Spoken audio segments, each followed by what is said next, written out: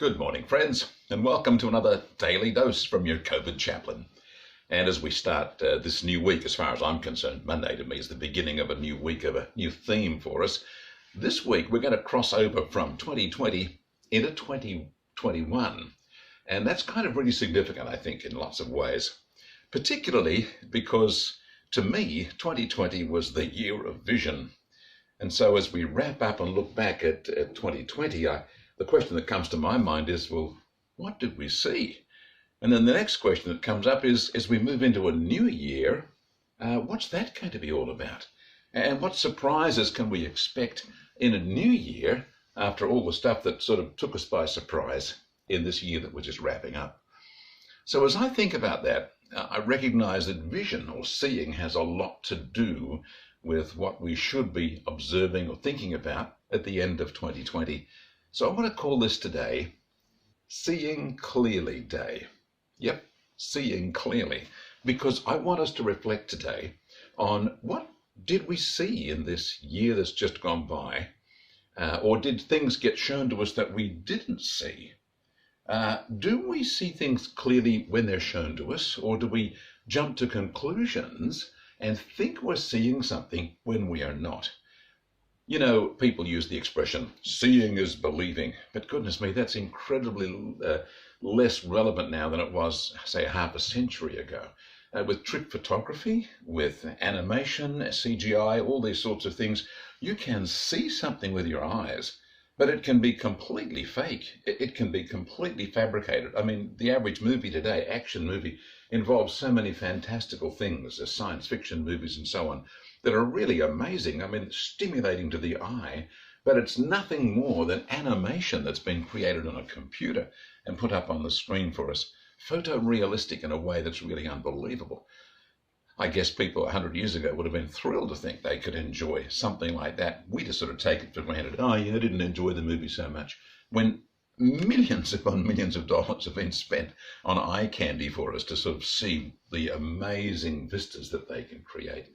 So it's not really so true anymore that seeing is believing, because you can see things and just not be really sure whether it's faked up in some way or put on or pretended for you. At the same time, we have this situation where we can look at something and just not see what we're looking at. And someone else says, well, don't you see it? You say, well, doesn't impress me. And only when they point out the detail, you think, oh yeah, I get that now. I get that now. So sometimes we need someone's help to be able to see things the way they really are. We can find ourselves not observing what there is to see. You know, in some families, some people are very perceptive. Have you noticed that? They kind of see things and pick them up really, really easily. Other people think, what are you talking about? And they explain it to them and think, oh, I suppose so. It's like some people just don't pick things up, and other people just have that intuitive ability to say, I can see what's going on, or I know what he's driving at, or I know what they're up to. It just becomes more obvious to them. So, in this day, Seeing Clearly Day, the question for me is, do you have your eyes open? Are you seeing things? Have you observed what happened in 2020? Did it make any sense to you? Do you know what lessons you learned about seeing things in this year of vision, 2020 vision? Did you actually see something that made some sense for you? And has it informed you, what you've seen in 2020, has it informed you about what you need to do, or think about, or to process in some way in 2021? Well, I do hope you are a perceptive person, but I'm actually perfectly happy to point things out to you, things that I can see, and goodness me, I don't think I'm the best seer in the world, but I want to be able to see things, see them as best I can, see them with God's wisdom and God's perception, and then be able to explain them to you in a way where you say, yeah, you're right, yeah, I can see that. So let me begin unfolding a couple of things for you. I've got several days to do that through the week, and I want to unfold by the end of the week my vision for where we're going in 2021. And if you've got friends that are sort of interested in year-by-year changes, you might like to say, hey, watch this series this week from Pastor Chris, our Covid Chaplain, because he is going to be unfolding some interesting thoughts for you. Let me tell you the first thing that comes out of a year of vision. We did not expect the COVID outbreak, the pandemic, the situation that we've been through. In some places, people locked down. For one stage here, we couldn't travel away from our home more than 5 kilometers. We ran the risk of actually being stopped because of that. Now, there were people, grandmothers, who were sitting down on a park bench who were confronted by the police and told they weren't allowed to do that. What? What? Now, that's just not the sort of stuff you'd expect to be normal in a normal Western civilized society. So these events that took place open our eyes to see things and to see clearly.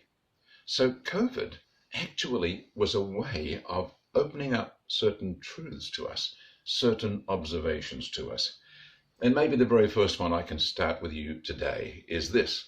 We saw how powerless we are. Did you notice that? In those situations where there was really severe lockdown, and maybe it's in your situation now where you are still under some kind of severe lockdown, you'll realize that the fear of catching COVID was indiscriminate. It didn't matter whether you were a poor person down the street or whether you lived in the really big house down the road.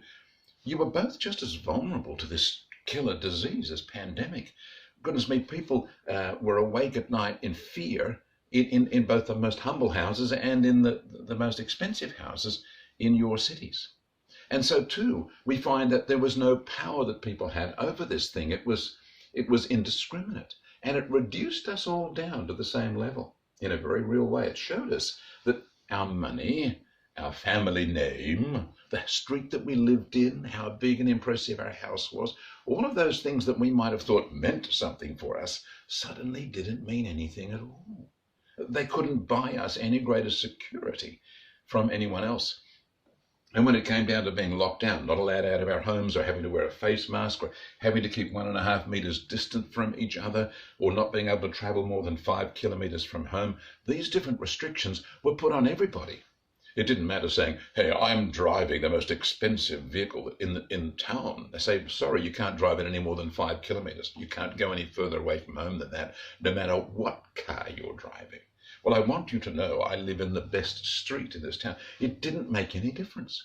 When you went shopping or went out somewhere and you had to stand 1.5 meters from somebody else, you couldn't say, oh, I want you to know I'm a managing director, because it didn't make any difference. You still had to stand 1.5 meters apart from everybody else, like the person who was the janitor in the place where you're the boss.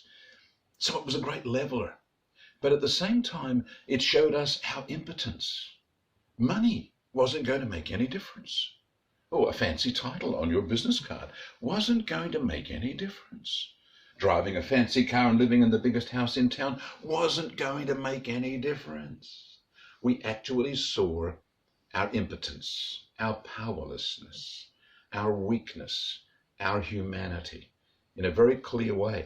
A lot of people, as a result, have turned to recognize their need for God. They actually turned to recognize all the things they trusted in, all the things they piled up as the security and the meaning and the things that gave them value were worthless when it came down to the possibility of dying from a pandemic. Wow, what a great eye-opener that was for people.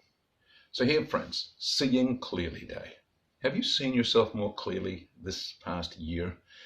Are you seeing more clearly what's ahead for you in the year to come? I want to prompt you to open your eyes and to just observe what actually really did happen.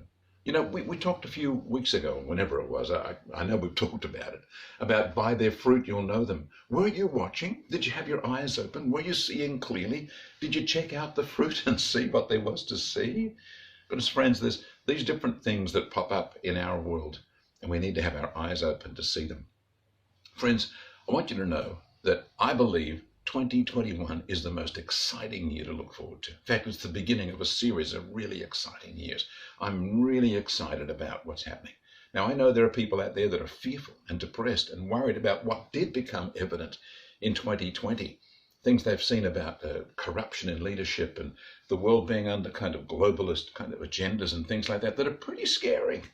But I want you to know this is very exciting stuff to have our eyes opened to, because we can now begin to see what God wants to do, and it's really exciting. I want to share that with you, break it open for you during this week. For now, think about the question of whether you are seeing clearly. This is Seeing Clearly Day. Open your eyes and say, God, what were you trying to show me? What are you trying to show me? What have I not yet seen?